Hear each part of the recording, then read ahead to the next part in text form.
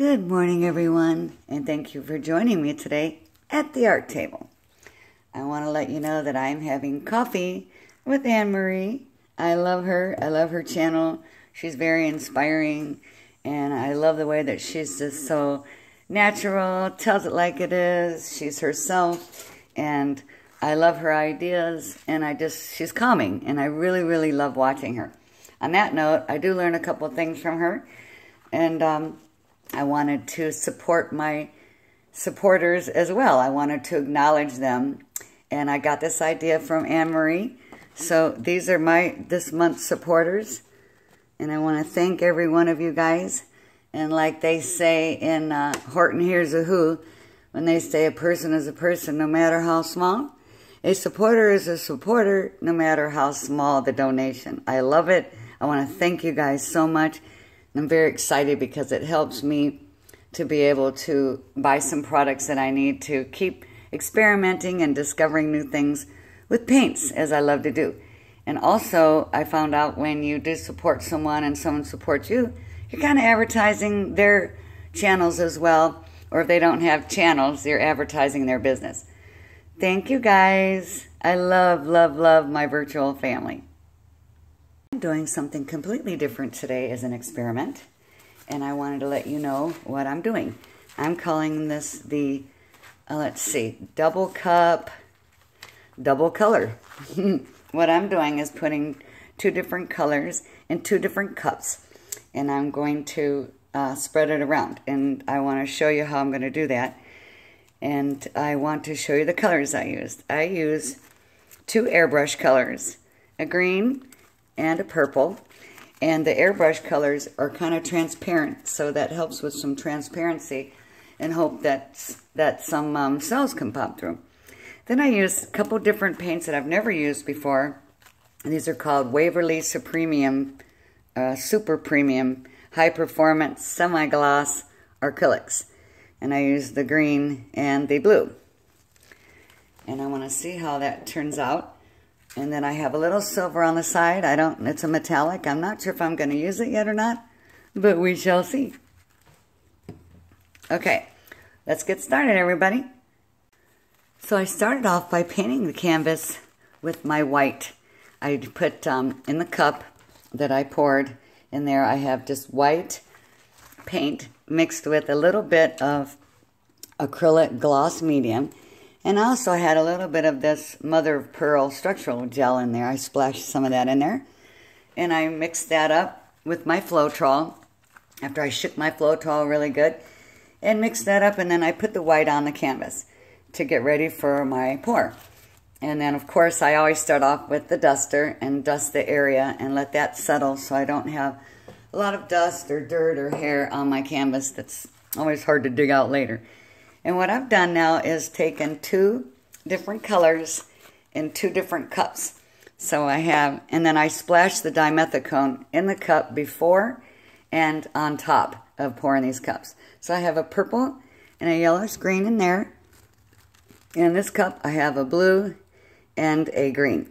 And what I did was I put the white on the bottom, and then I put a little white on top. So I didn't put the white on top of this one yet. So we will put a little white on top there. And what I've done too is I did not stir this. I've never tried it that way before. I usually give it one little swirl, and I didn't do that this time. So let's see how this turns out. So I'm going to flip this cup here. I'm going to flip this one here because I do want some negative space. And I'm going to let that sit for a few minutes. And I'm going to shut the camera off and give that 3 minutes to sit. Be back in a moment. All right, everyone. As you can see, I hope you can see that the cups are actually draining. So I let it sit for 3 minutes, and you can see that there's no paint left in the cups. So that's a good way to do it. I want to be able to get all the paints out of there. And let's see what I can make of this. I'm liking what I see already. I will take a torch to it in a second.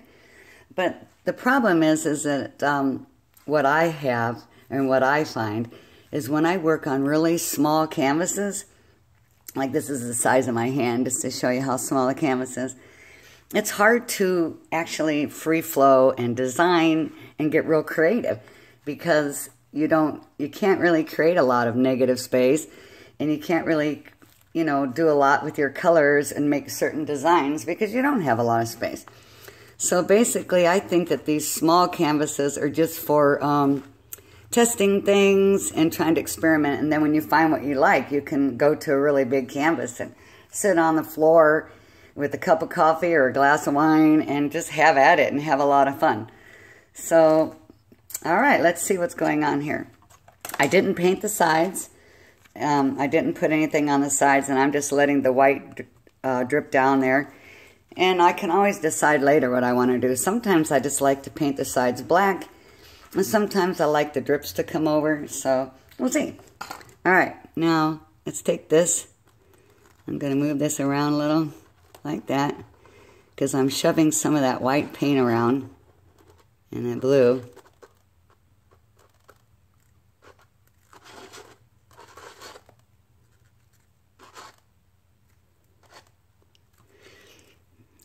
Let's try this purple. And if I lift the cup, I kind of just like what it's doing. So this one I kind of swirled around, and this one I just picked up. I'm going to let that sit for a minute. I like the way it's working. That purple and yellow really is pretty. And I think by sliding this over that green and blue, since it is smaller canvas, I didn't have enough white on there, so I want to try to incorporate some of that white over here, almost as if I was swiping, but I'm kind of swipe and tap just to see what I can get, because I do want some more white in there.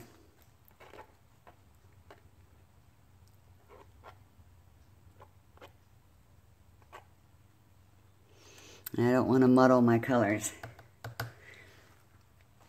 Okay, let's see. I'm going to tilt it just a little. I only want to tilt it because there's so much paint on there. It already is going to have a hard time drying because of all the dimethicone. But I don't want to get a lot of swirled designs. And I do like the white in the middle for that negative space. And like I said, it is hard to get when you have a small canvas. And of course, if I leave all those paints on there really thick, you're going to have some trouble with pinholes. But I am liking the way the sides are looking. I'll show you guys that. Looks really pretty. And a lot of times what I've done in the past with some of my paintings is, and when they're almost dry, I will take a black paint and on a really small paintbrush and kind of outline a certain design that I see. Like to me in this, because I always try to find something, because it's fun to like find something. It's like searching for Waldo. So when I do my painting, like here, I'll take my stick, I kind of see an elephant. Like here's the little trunk going down, here's his tail, and he's kind of up on all fours, almost like on a stand or something. And I can almost see, like, here's his head, and then there's his body. But of course, we all know when paint dries, as it's drying, it sure does shift and spread out, and it makes different designs. So I may see an elephant now, but in a couple of hours from now, that elephant might not be there. Okay, so I do see one dot of blue right there. So I'm just going to kind of maybe pour the white into that, like that, because I want that to be pure white. And I'm seeing that this is kind of starting to blend in here. And I'm just going to take that, move it around a little bit.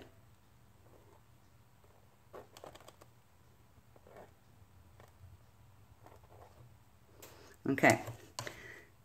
All right, everyone. Let's take a torch to it and see what happens. Let me get my slippery gloves off here. I have different gloves on today.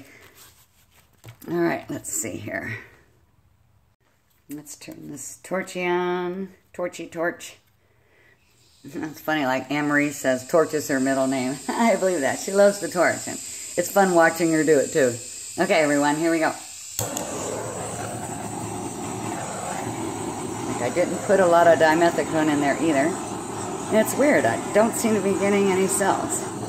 Not too many anyway. I'm always afraid of getting too close to the canvas because it when it burns the paint separates and you can start to see the canvas through there. So that's why I want to be really careful. I'm getting a few cells and I'm okay with that. See, it's already smoking a little bit because I'm trying so hard to get the cells. I just wanted to see what would happen. Okay, well, I think that's what I'm going to get for today. Alright, let's see. Let me take you down there because I can see that I did get too close with the torch because I was in desperate mode. Okay. However, the colors are mixing beautifully. I think I'm in my own shadow here. I'm trying not to be, you guys, so let's see. I can see where the canvas is coming through up here. That's okay. I'll just let the paint spread a little bit. Actually, I can even help it along. Let's see if I can get that. I think that I wanted to over torch it too because the problem that I've been having with the canvases lately, it's been showing through.